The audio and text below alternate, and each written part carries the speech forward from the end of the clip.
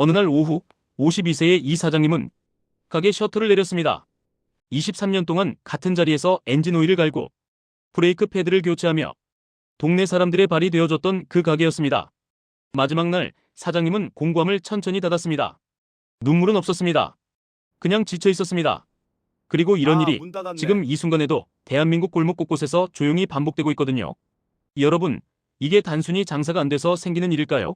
아닙니다. 여기에는 우리 대부분이 전혀 모르고 있는 아주 냉혹한 경제적 진실이 숨어 있습니다. 오늘 이 이야기를 끝까지 들으시면 여러분이 당연하게 생각했던 자동차 수리 상식이 완전히 뒤집힐 겁니다. 그리고 이 문제가 결코 남의 일이 아니라는 것도 느끼실 거예요. 자, 먼저 숫자부터 보겠습니다.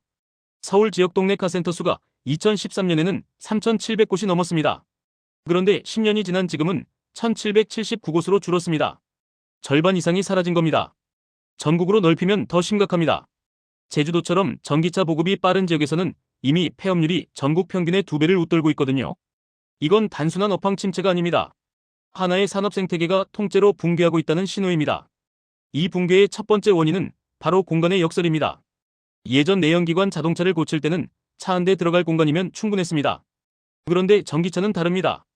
전기차를 제대로 정비하려면 최소가로 6m, 세로 6m의 독립공간이 필요합니다. 그것도 사방에 안전 펜스를 둘러야 합니다.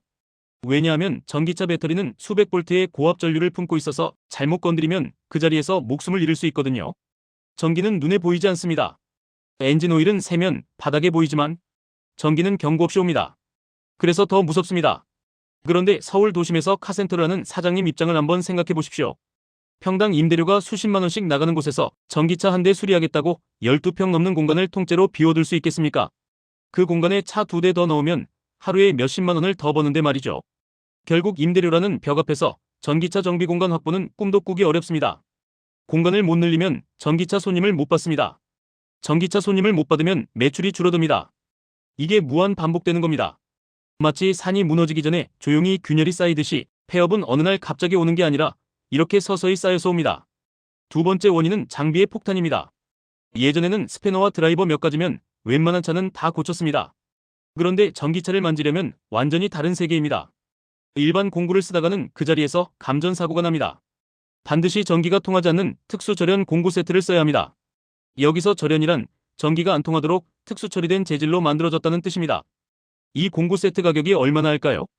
기본 세트 하나에 수백만 원이고 제대로 된 전기차 정비 세트를 갖추려면 기천만 원이 순식간에 날아갑니다. 더 황당한 건 이겁니다. 이 공구들이 멀쩡해 보여도 유효기간이 있습니다. 기간이 지나면 절연 성능이 떨어졌을 수 있다는 이유로 무조건 폐기하고 새로 사야 합니다. 안 쓴 거나 마찬가지인데도 말이죠. 이게 무슨 뜻이냐면 전기차 손님이 없어도 장비값은 계속 나간다는 겁니다. 이게 바로 동네 카센터 사장님들이 이중으로 당하는 구조거든요. 54세의 박 사장님 이야기를 해드릴까요? 경기도 수원에서 20년 넘게 카센터를 운영하셨습니다. 아들 대학까지 보냈고 딸 결혼 비용도 다 감당하셨습니다. 그분이 작년에 전기차 정비 교육을 받으러 갔습니다. 이제 살아남으려면 전기차를 배워야 한다는 마음으로요. 그런데 교육장에서 장비 카탈로그를 받아들고 가격표를 보는 순간 머릿속이 하얘졌다고 하십니다. 기본 장비만 갖추는데 2,500만 원. 거기에 진단 장비까지 더하면 4천만 원이 넘습니다. 그런데 지금 가게로 오는 전기차 손님은 한 달에 2~3명이 전부입니다. 수억 원짜리 장비를 사도 본전을 뽑으려면 몇 년이 걸릴지 계산이 안 되는 거죠. 결국 박 사장님은 그달 말에 폐업 신고를 냈습니다. 23년의 세월이 그렇게 끝났습니다. 자, 그렇다면 이게 단지 장비 문제만이냐면 그것도 아닙니다. 더 무서운 세 번째 진실이 있습니다. 바로 정보 독점이라는 구조적 함정입니다. 자동차에는 뇌가 있습니다. ECU, 즉 차량 전자 제어 장치라는 컴퓨터가 차의 모든 상태를 관리합니다. 어디가 고장났는지, 배터리가 몇 퍼센트 상태인지, 모터에 이상이 없는지를 이 컴퓨터가 다 알고 있습니다. 그런데 이 정보를 꺼내보려면 제조사 전용 진단 장비가 있어야 합니다. 문제는 이 장비를 제조사들이 동네 카센터에 팔지 않는다는 겁니다. 아니, 정확히 말하면 팔기는 팝니다. 단 가격이 1,500만 원이 넘고 매달 정보 이용료로 50만 원에서 100만 원씩 따로 내야 합니다. 이게 어떤 느낌이냐면 여러분 집 보일러가 고장났을 때 삼성에서 만든 보일러는 반드시 삼성 기사만 고칠 수 있고 그 기사를 부르려면 200만 원짜리 회원권을 먼저 사야 하는 것과 같습니다. 황당하죠? 하지만 자동차 세계에서는 이게 지금 현실로 펼쳐지고 있습니다. 특히 수입차들은 더 심합니다. 아예 정비 정보를 외부에 공개하지 않는 경우도 있습니다. 기술이 있는 사장님도 정보가 없으면 차를 못 고칩니다. 손을 놓을 수밖에 없는 구조로 만들어 놓은 겁니다. 그리고 바로 여기서 네 번째 진실이 시작됩니다. 프랜차이즈화라는 이름의 흡수입니다. 요즘 길을 다니다 보면 대기업 로고가 선명하게 박힌 깔끔한 정비소들이 부쩍 늘었습니다. 밝고 청결하고 직원들 유니폼도 맞춰 입었습니다. 소비자 입장에서는 저기는 믿을만하겠네 하고 발걸음을 돌리게 됩니다. 그런데 그 안을 들여다보면 이야기가 달라집니다. 개인 카센터 사장님이 대기업 협력업체로 전환하려면 모든 시설을 대기업 기준에 맞게 바꿔야 합니다. 인테리어, 장비, 전산 시스템까지 전부입니다. 이 비용이 최소 수억 원에서 많게는 10억 원까지 나옵니다. 사장님이 평생 기름때 묻혀가며 모은 돈을 다 쏟아부어도 모자랄 수 있습니다. 결국 초기 자금이 있는 사람만 이 프랜차이즈 구조 안에 들어올 수 있습니다. 자금이 없는 영세 사장님들은 어떻게 될까요? 버티다가 문을 닫거나 대기업 정비소의 일용직 직원으로 흡수되거나 그것도 아니면 폐업 후 다른 일을 찾아야 합니다. 결국 정비시장이 대기업 중심으로 급격히 재편되는 겁니다. 개인 사장님들의 기술과 경험과 인간적인 신뢰가 자본의 논리 앞에 무너지고 있는 거거든요. 다섯 번째 진실은 인력의 절벽입니다. 지금 현장에 계신 정비사들의 평균 나이가 얼마나 되는지 아십니까? 자동차 정비업계 종사자의 평균 연령이 50대 중반을 넘어섰습니다. 쉽게 말해 현장의 기술자들이 빠르게 고령화되고 있다는 뜻입니다. 그런데 젊은 친구들이 이 일을 배우러 오지 않습니다. 힘들고 기름 묻히고 그렇다고 돈이 되는 것도 아니라는 인식이 퍼진 탓입니다. 실제로 전국의 자동차 정비직업 전문학교 입학 정원이 최근 5년간 40% 넘게 줄었습니다. 새로 들어오는 인력이 없으니 기존 사장님들이 은퇴하면 그 빈자리는 그냥 공백이 되는 겁니다. 48세 직장인 김 과장의 이야기를 들어보십시오.